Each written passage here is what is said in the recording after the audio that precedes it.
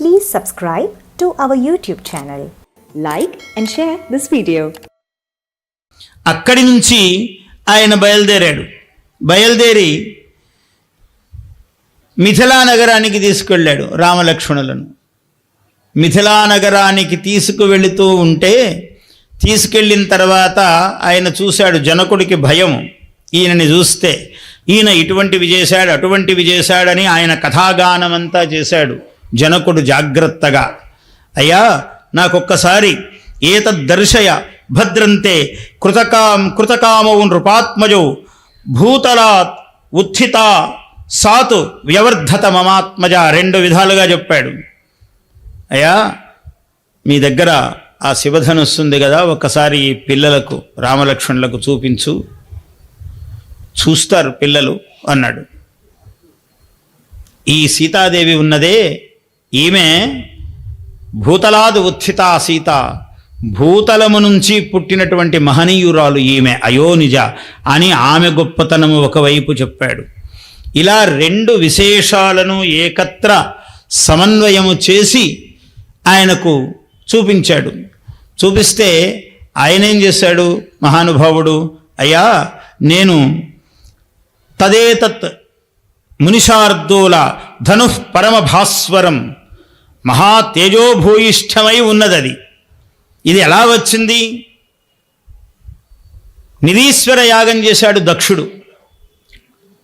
చాలామంది విష్ణు భక్తులకు అందరూ ఉండరు, కొందరు ఉంటారు. అంటే అపరిపూర్ణమైన జ్ఞానము, వాళ్లకు శివద్వేషం ఉంటుంది విపరీతముగా. ఏమిటయ్యా అంటే వాడు లోకమంతా సమానం అని చెప్తాడు, కానీ శివుడి గణము కనపడితే మాత్రము వాళ్ళకి సమత్వం ఉండదు. ఇంకేమి సమత్వము?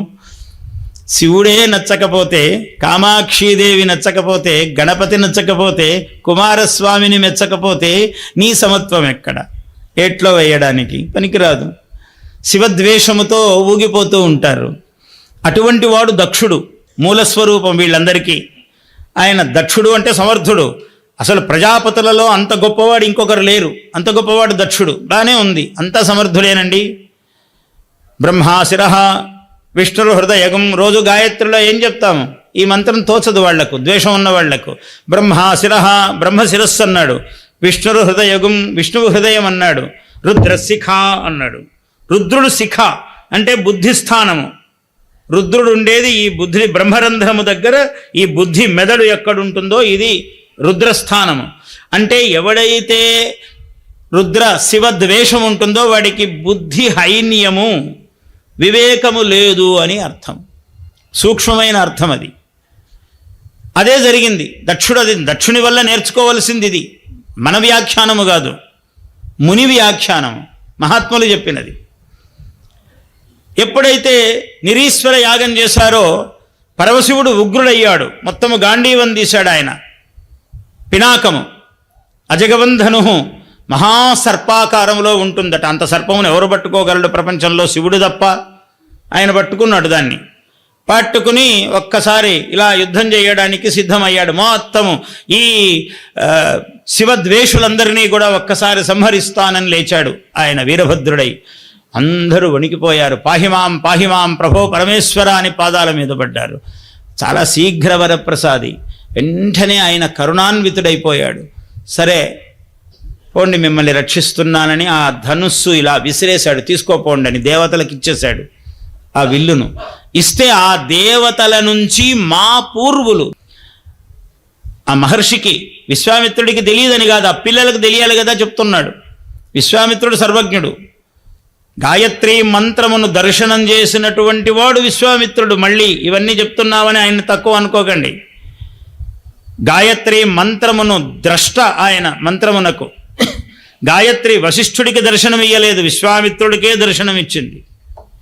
అంత గొప్పవాడు విశ్వామిత్రుడు, రామావతారములో గురువు అయినటువంటి వాడు.